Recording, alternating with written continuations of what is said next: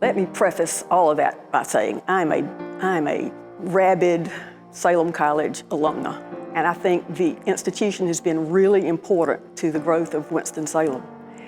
And the more I heard about and learned about Charles Vardell, the more I saw how instrumental he was in the beginning of Winston-Salem being known as the city of the arts, mass arts and innovation.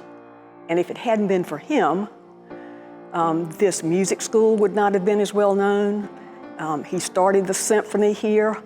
He was on the first Arts Council, head of the executive committee of the first Arts Council. But Charles Vardell was a phenomenal individual. The influence of that man on this town was just of inestimable value. But I think he recognized that the city was ready for bigger things, and that he had the makings of bigger things right here.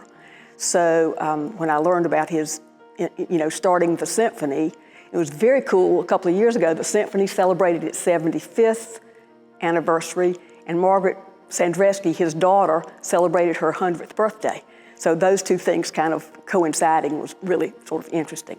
I gather that he was someone who worked really well with the business community, and that was a little bit unusual. I think artists are seen sort of as this thing apart, but he was someone that really was very comfortable in the business community. I do think he's an under-recognized composer. He must have been a remarkable man. He was sort of ahead of his time. He was very interested in the music of Appalachia, and he was very interested in the Moravians and what they had done, so he pulled all of that together in his compositions.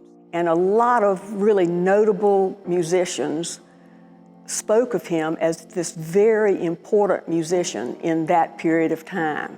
He was not a snooty kind of classical musician the way we think of them. He was just all about the music and about people appreciating it, and I think he did wonderful things for this town.